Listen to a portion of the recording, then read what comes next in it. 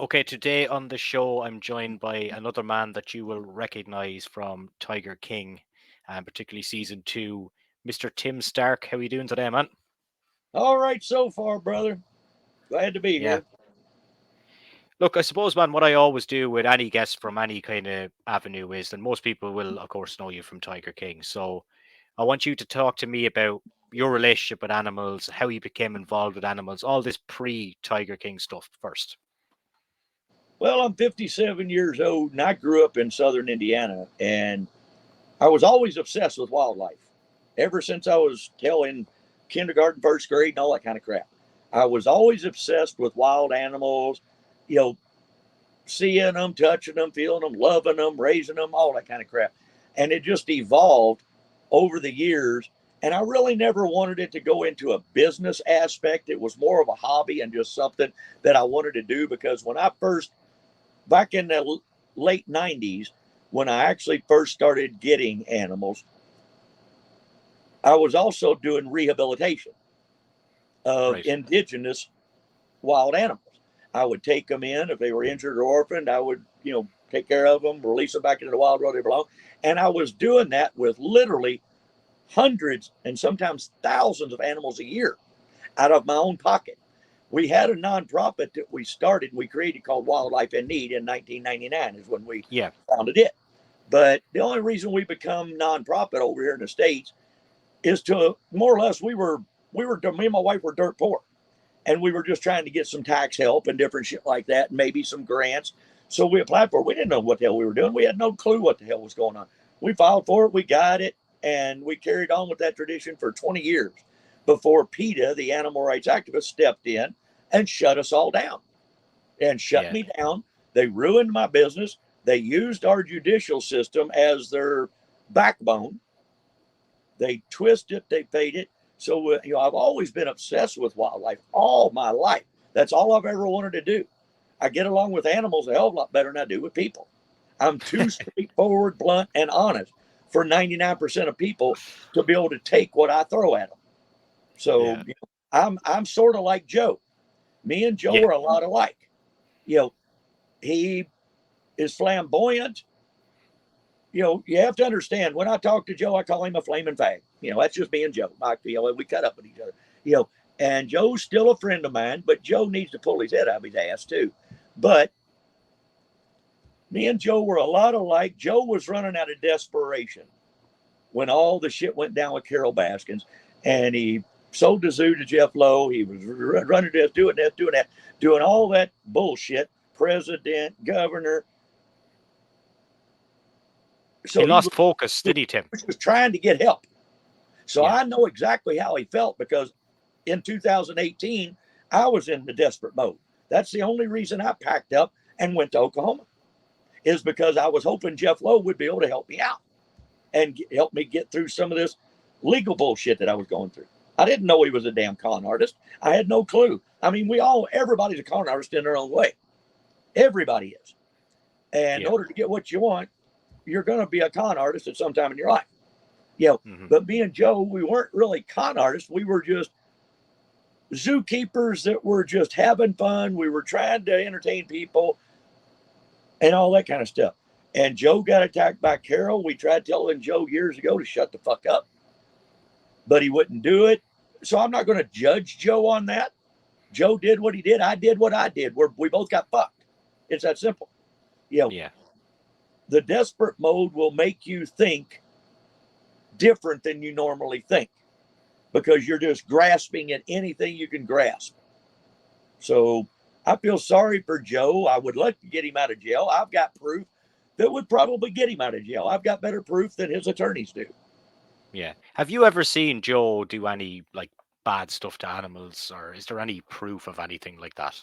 Like he's obviously he put animals down that were dying or whatever, and that's understandable. That's part of life, and any with any Well, pet.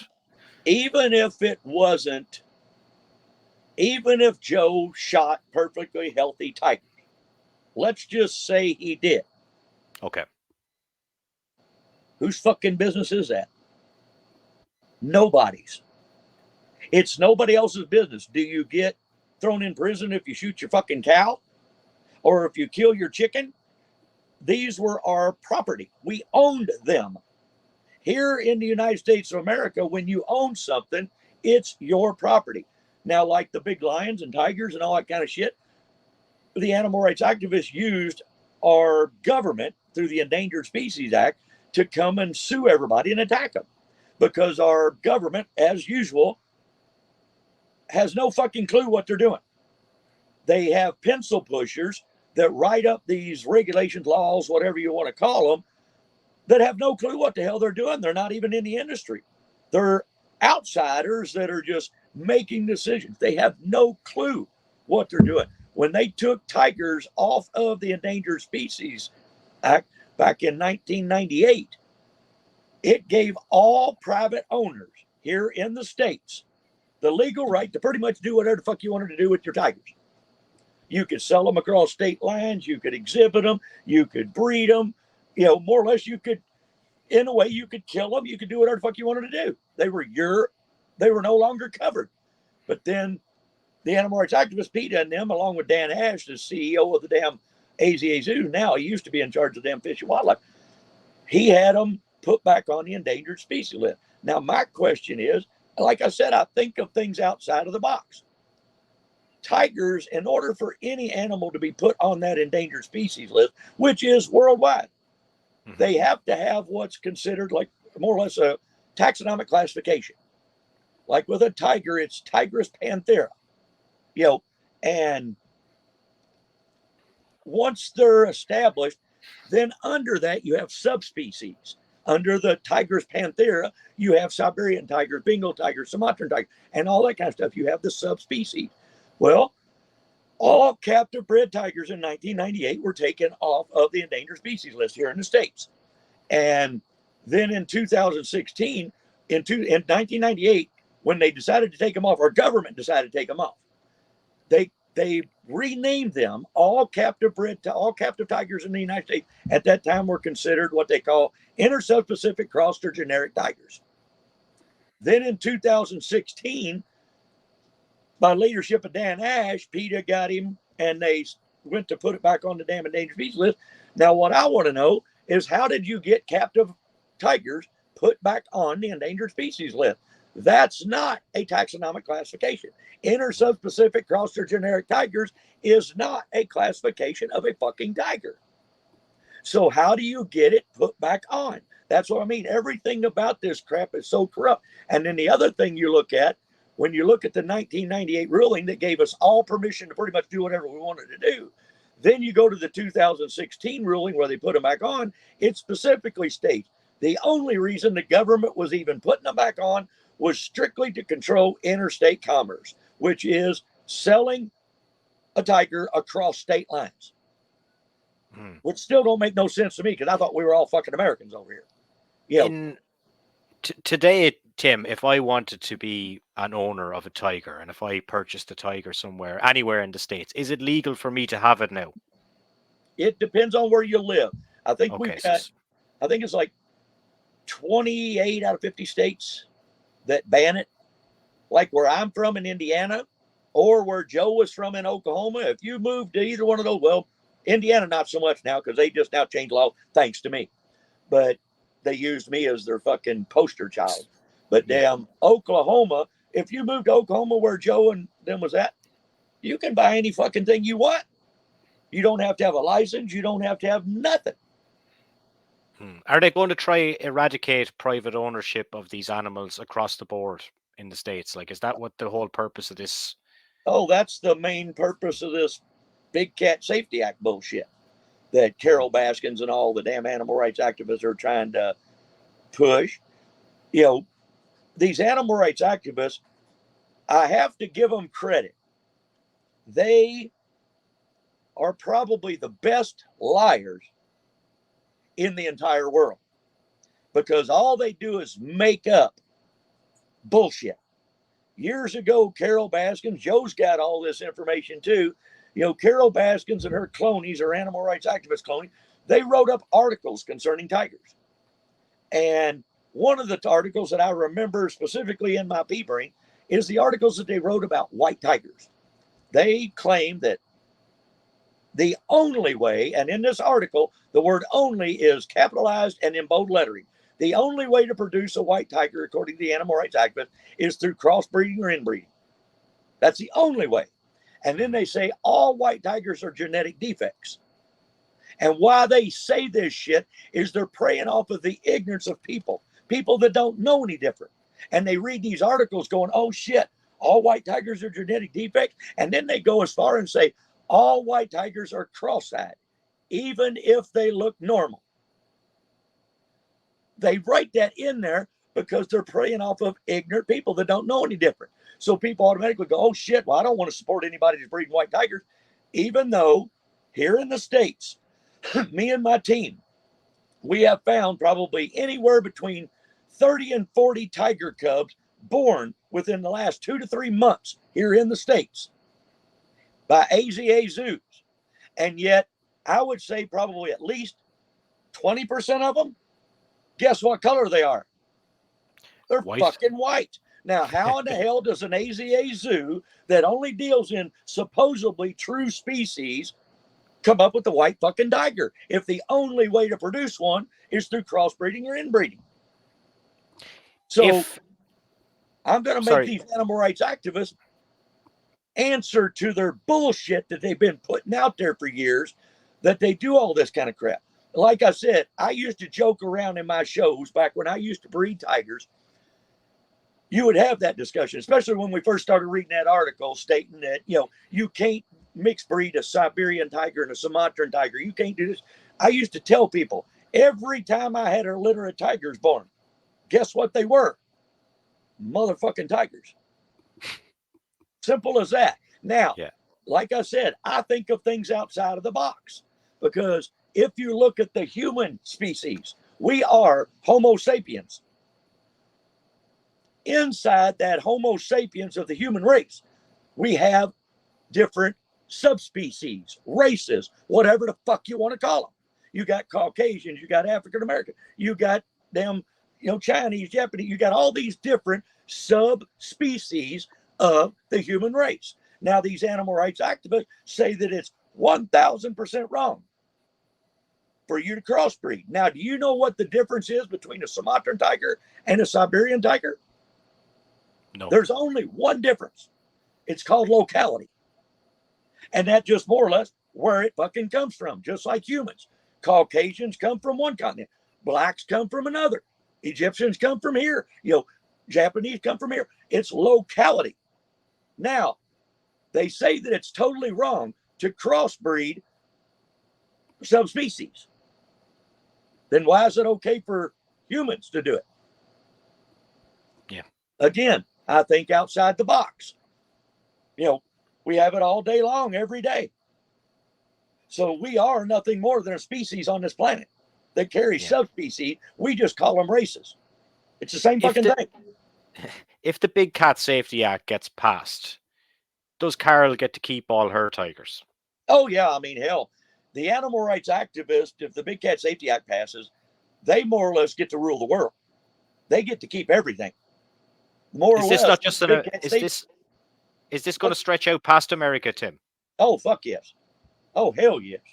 I mean, they're already in every damn country across the globe.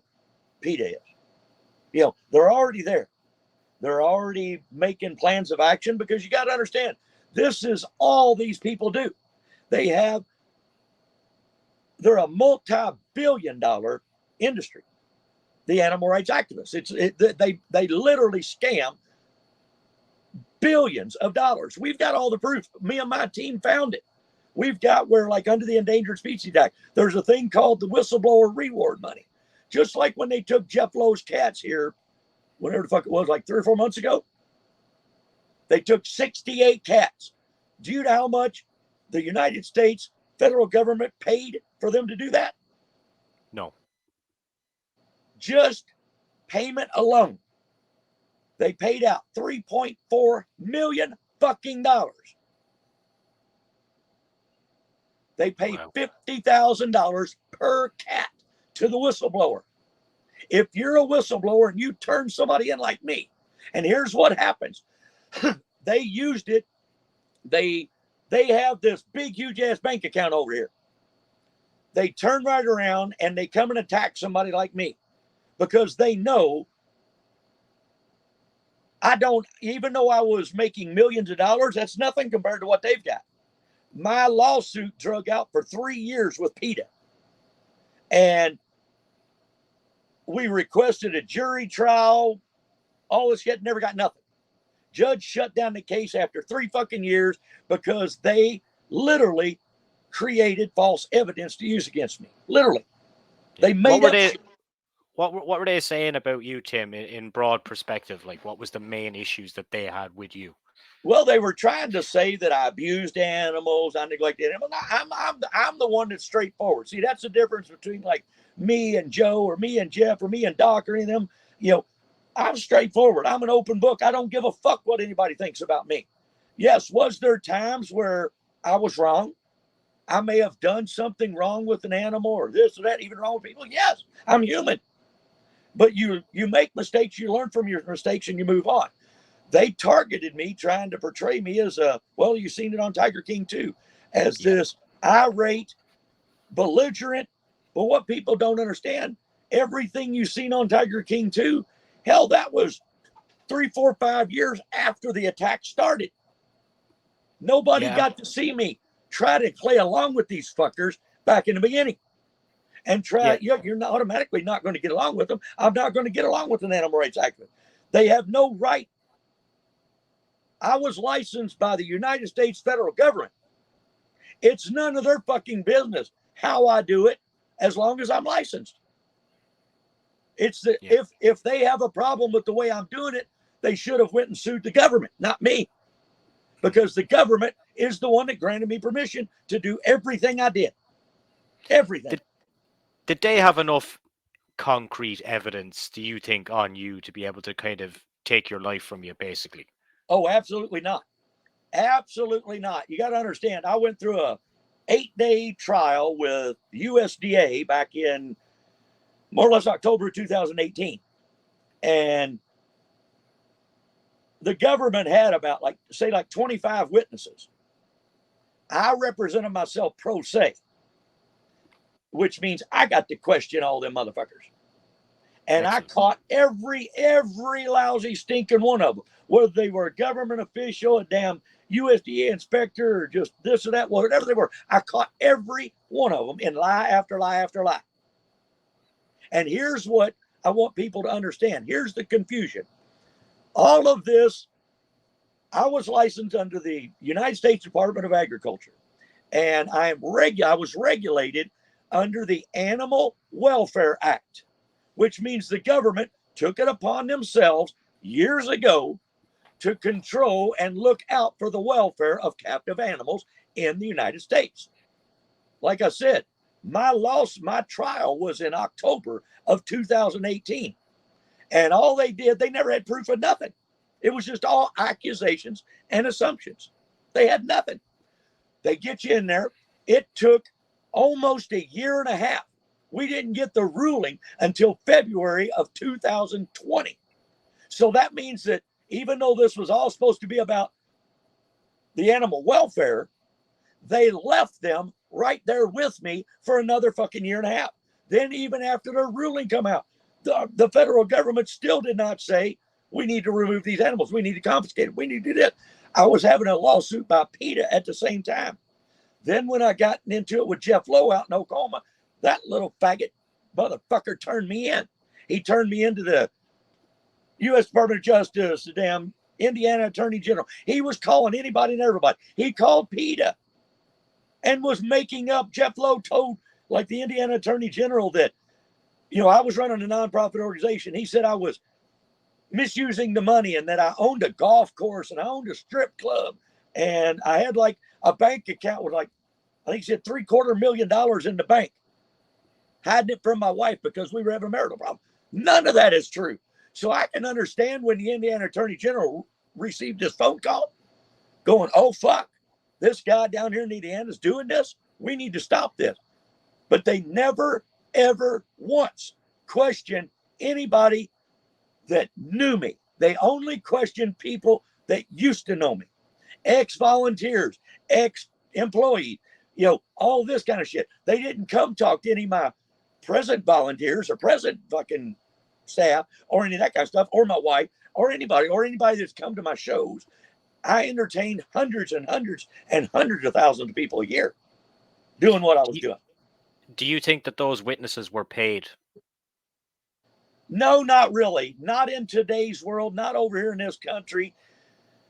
Like I said, none of my whistleblowers, I had local whistleblowers from back home that they never said a fucking word. They never reported me to anybody or everybody. And some of these assholes had been gone from my organization for years.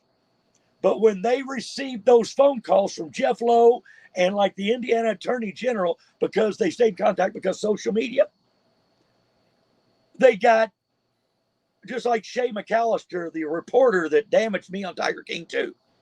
When she would go and present herself to these whistleblowers, they just thought it was great that they, number one, they thought they might get on Tiger King. Some of them did. Shay McAllister got promoted because of her involvement on Tiger King. You know, all kinds of shit.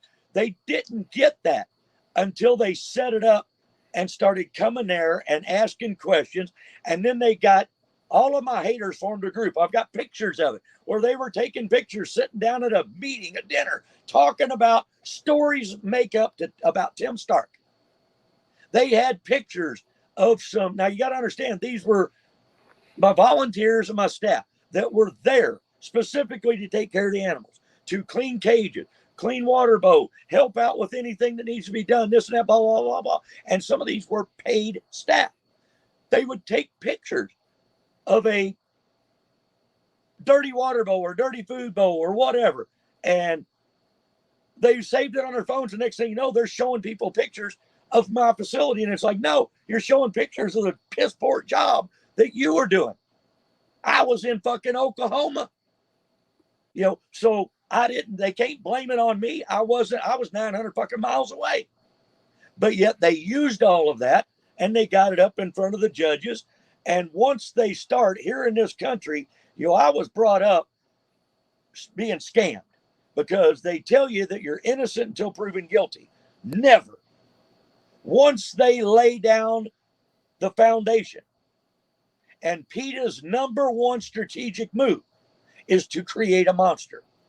They come into your area, they send in, you got to understand, I had a private spy named Shane McLean sent there by PETA to volunteer at my place. And he was there for a little over 4 months. I never had any problem with any of my medical stuff. You know, I would have tigers declawed, lions declawed, all this kind of shit. Never had any problem with any of them until I had a PETA spy on my property. So go figure. Did you have any suspicions on him? No, me and my wife, we always tried to look at it. You had to take people for what they were worth. You know, you can't, even when you do background checks. Hell, if you do a background check right now on Jeff Lowe, if you do a background check, a year and a half ago, if you did a background check on Jeff Lowe, he was a felon. He had different charges, numerous ones.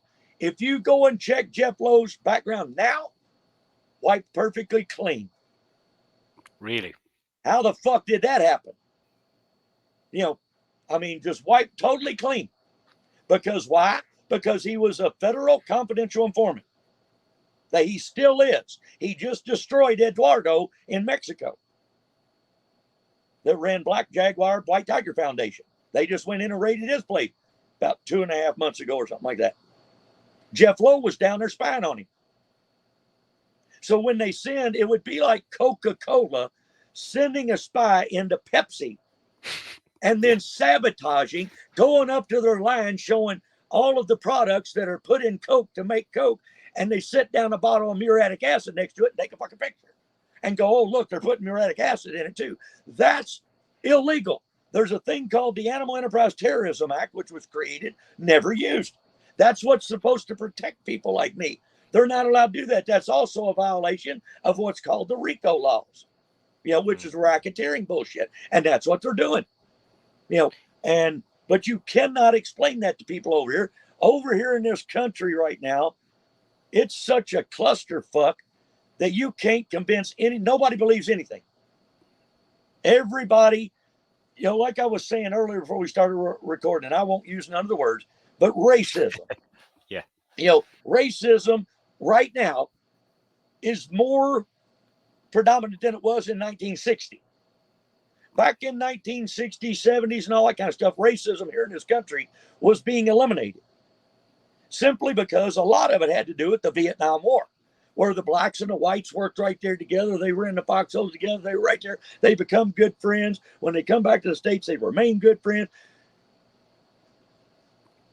And it got to where in the 70s, the 80s, and the 90s, people of all colors in this state referred to each other pretty much the same way. What's up, brother? What's up, bro? What's happening?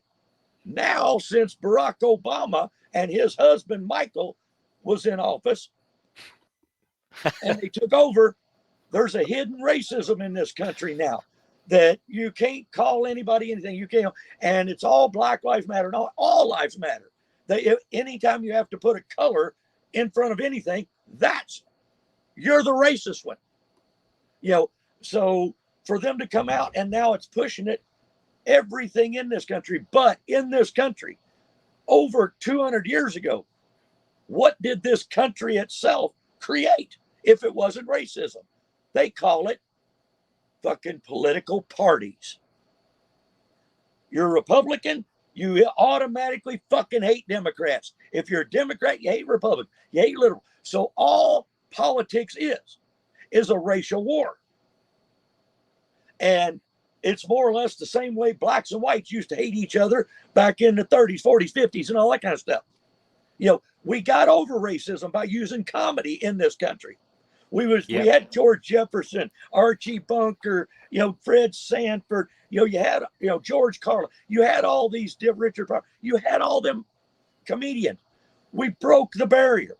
But then, like I said, when Barack Obama and his husband Michael got into office, it all become about black. I can remember, I don't know if you know who Steve Harvey is. No. Steve Harvey's a famous comedian over here. He hosts the Family Feud now. Well, I think he just quit. But Steve Harvey's a funny son of a bitch. But I can remember back right before Barack Obama got elected the first time, I was watching an HBO special and Steve Harvey's standing there and his audience is predominantly black. Yeah.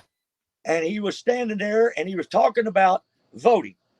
And he stated, every one of you motherfuckers need to get out there and vote.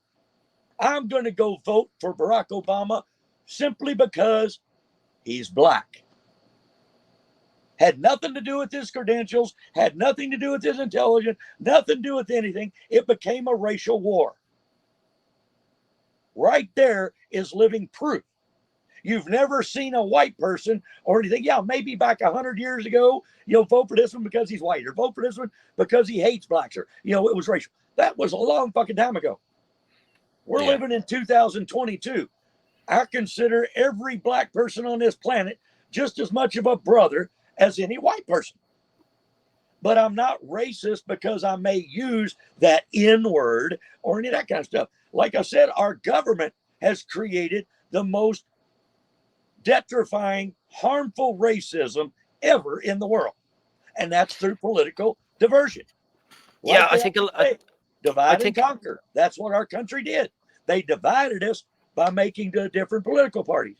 I grew up in the United States of America. The one thing that I've learned more so than anything in the last probably 20 to 30 years, I no longer live in the United States of America. This is not a country anymore. It's a fucking piece of real estate to cram the 50 countries they've got in it. I grew up in the United States of Indiana. At one time I moved to the United States of Oklahoma.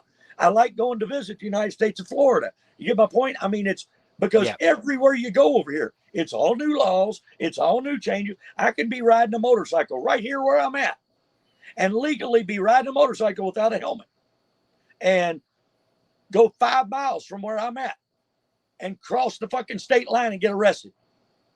Yeah, it's fucked up over there, I think, with the states. And there's even states over there, I think, maybe still, you can correct me on this if I'm wrong, that you can't have alcohol in, or is that abolished now? They've got everything ass backwards over here. They're trying to control everything we do over here. Yeah. I mean, In terms, just to get back onto the Tiger King thing for a second, if you look back on it, obviously, like, I know the way TV works, you know the way TV works, the way people are portrayed and everything. Are you disappointed with the way that they portrayed you on television, or do you see that there's more to you really than they show? like I said earlier, the only way they portrayed me on Tiger King 1, I was nobody. I was the Yeah. least recognized character in Tiger King 1. So you have to ask yourself, why did they come after me in Tiger King 2? We found out why, Maurice. We found out why. Why? Eric Good, Rebecca Chaiklin, and every editor and producer that had anything to do with Tiger King, we found out they are animal rights activists. We've got every bit of the proof of it, everything. They are animal rights activists. And so when they come out and they started doing this stuff, they showed me on Tiger King 1, I was just nobody. Then Tiger King 2 come out. If you look at Tiger King 2, 95% of the footage that's on there about me wasn't even filmed by the Tiger King producers. It Really? was filmed by my local fucking reporter in Louisville, Kentucky, Shay McAllister. So that it was was showing, and that it was was the also court. showing, it was only showing the latest part of my battle, where I'm already pissed, I'm already angry, I'm fed up with everything. And they portrayed me. So am I happy about the way they portrayed me? Yes and no. I'm a badass motherfucker. I stand up for what I believe in. When you see me bust through the cops or whatever, all that shit, I know what I'm doing. I knew how to handle myself. You know, people may look down on it because I say fuck, shit, damn, hell, piss, and all that kind of stuff. The only thing I can say to people that get offended by curse words is fuck you. You know, it's just words. It's all it is. There's no difference between fucking screw, shit, and poop, or damn and hell. There's no difference. So quit trying to play like there is. You know, because a perfect example, I explained to a judge one time because he got on me because I literally used the word shit in his courtroom. And he told me he was not going to allow that language. And I said, what? You mean tell me I'm no longer allowed to speak the English language? And he was like, well, you're not going to use that part of the English language. I said, where do you think you get off telling me what part of the English language I can or cannot use? Freedom of speech. Because I said, would you discriminate against me if I spoke Spanish? And he said, absolutely not. And I said, oh. I said, so I come in here as an English speaking American and look at how many different words we have that mean the same thing. You got poop, crap, dung, feces, shit. You got all those words. If you speak Spanish, you only have one, and that's caca. So I asked the judge, I said, if I was speaking Spanish and I used the word caca, am I saying shit or am I saying poop? It's all the same thing. That's how stupid our government is. They think they can control even what you say. I have every legal right in all reality. They say this is a free country. Then in all reality and simplicity, where's my right to hate somebody if I don't want to like them? I should have every right to hate somebody. I don't care what the reason is, whether it's because of color, gender, ethnicity. I don't care. I should have every right to dislike it if I want. Now, you can call it hate crimes if you start getting into calling each other names. But then again, like I said, sticks and stones might break my bones, but words will never hurt me. Bullies are going to be bullies. And until these kids learn how to function in today's society by having this zero tolerance thrown on them, and then they don't know how to act when they reach maturity, that's why you got school shootings and all that kind of shit going on so bad over here. Because this younger generation coming up has no respect for humanity. They have no self-control. They think they're entitled to anything and everything they want. And all they have to do is stick their hand out and somebody's going to give it to them. It's just like right now over here. I don't know if you're aware of this, but here in this country, one of the hottest topics this week is college loan debt. Right. Biden signed a thing to fucking evidently to eliminate a lot of people's college debts. Where's my money? I didn't go to college, but I should be. They should give me if somebody's college debt's $50,000 and they're paying that for them, they should give me $50,000 fucking dollars. But our country's so screwed up and ass backward. So see, the only ones that are going to get the benefit from any of it are your educated people. Do you know what education creates? The only thing education creates is confusion. The more you learn, the more ways you have of inner looking at shit. And you can't make a rational decision simply because you have too much shit to look at. Self-taught people like myself, we're the ones, because you don't need all this technology. We didn't need this cell phone 20 years ago. We didn't need a computer 30 years ago. We got along just fine and dandy. And guess what we did? We actually lived as families. When's the last time you see a family acting like a family anymore? Even when they're sitting in the same room, everybody's got their phone out, or they're watching TV, or they're on a computer. Mm-hmm. They're not being a family. Yeah, I totally agree with you there. Even when they go on vacation together, I have literally watched it where a whole damn family, I sit there and watched one here a month or so ago. It was a family of 7 people, 2 adults and 5 kids. All of them, we were sitting there watching them in a restaurant, and they were originally from Atlanta, Georgia. And they were up in this area. There they all are in a restaurant getting something to eat. Every damn one of them is sitting there with that cell phone. They're not talking to each other. It's like they didn't even know each other existed. So, with the Tiger King crap, I wish like hell they would have. A lot of people don't understand. I know you said you talked to pretty much everybody that's been in Tiger King. Did you ask them if they were paid?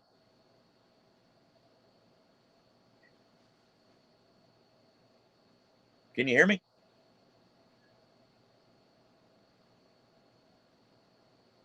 Did I lose you? Hey, Maurice.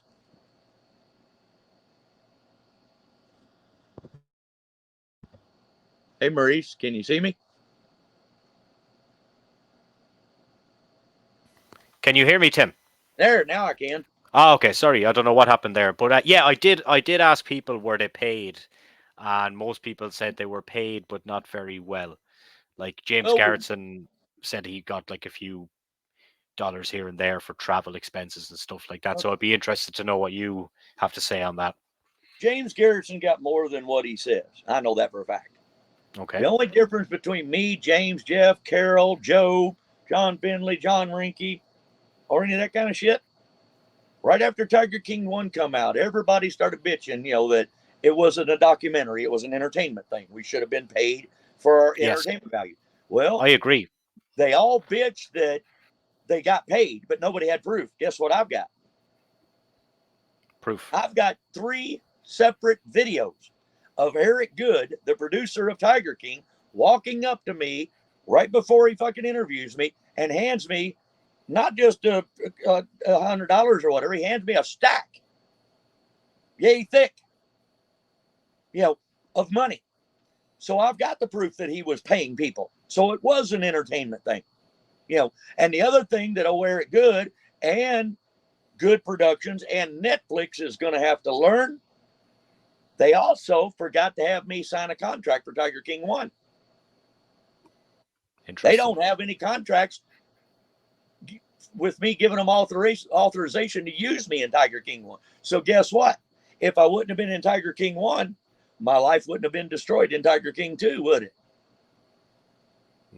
So I'm just waiting, letting some of the shit fly over. I got too much crap going on in my head. I'll worry about lawsuits and shit later. Yeah. So no release forms, what you're saying anyway, for season 1 for you. Yeah, they didn't have anything. I even questioned Eric Good. And Eric Good, he felt so guilty when I contacted him right after Tiger King 2 come out and told him he ruined my fucking life and blah, blah, blah, blah, that he was a worthless piece of shit. He sent me $2,000 cash in the mail, which is illegal. I guess that was his guilt money or something, like a lousy $2,000 going to do something. But I've got proof of it. I went and picked it up. Videotaped me opening it, opening the envelope inside it. There's $2,000 cash inside the damn envelope. It's good. It's good for you to document these things though as well, because as we talked about, like, they took kind of everything away from you. So I want to know, like, in closing now at the moment, is what is your life like now, and like what does your days consist of, and how do you fill that void that they took out of your life? Well, like I said, they took everything away from me. They ruined my marriage. My marriage, it wasn't bad, but it wasn't good. So I really can't blame. I'm not going to blame it all on them. But that's what caused most of our stress, is 6, 7, 8 years of fighting this shit. Me and my wife started fighting each other. It just got worse and worse and worse. But they took my marriage. They took my damn career. They took my animals. They took my livelihood. They took my house, my vehicles, my money. They have left me for about 13 months now with absolutely nothing. They took I auctioned off my house, my car. I was just wanting to get fucking on with life. I was wanting to move on. So I tried to do an auction and get rid of everything. They stepped in and had the judge take control of all my shit. And they still have not released as much as one penny to me in 13 fucking months. In this country, that's more or less illegal. It's called leaving somebody in a pauper position. That judge does not have the right to leave me here flat ass broke. I live in an RV now, but I don't live. I have no life. Number one, because I have no money to really go do anything. I'm scraping and scrounging on a daily basis just to go get a fucking hamburger from McDonald's. Where I used to be a multimillionaire. Well, I wasn't a multimillionaire. I made my organization multimillionaires. I never received a paycheck. I donated all of my time 24/7, 365 days a year from 1997 all the way up until they closed me down. I never received a paycheck for anything I did. I refused to take it. I worked for the animals. That was payment enough for me. But that's how they destroy you. And Carole Baskin and Brittany Pete both put it best in Tiger King. When they start an attack, they never stop. They won't stop. They don't have to. I had to stop. We had to pretty much, I didn't throw in the towel. The judge ruled on fake evidence against me. And I've got all that proof, every bit of it. But the judge ruled against me. We were standing our own. They didn't have nothing. They literally had to create false evidence. They created a 40-page inspection report of my facility. All false. And I got every bit of that proof. But nobody seems to care. Everybody bows down. PETA is animal rights activists. I call them all PETA. But they're so wealthy. I've learned now that when I first started my battle with them, I thought I'd be able to fight them, just like Joe did against Carole. You can't fight that money. No matter how hard you try, you can't do it. So all these animal people here in the States, may as well throw in the towel, you bunch of dumb fucks. Because the Big Cat Safety Act is getting ready to pass. It's going to. Then they're going to come out with the Primate Safety Act. Then they're going to come out with pretty much Exotic Animal Safety Act. Then they're going to come out with Domestic Animal Safety Act. And nobody's going to be allowed to have anything. But yet, people over in this country is terrified of a 5-letter word. And that's TRUTH. They are terrified of the truth. They only want to be told what they want to hear.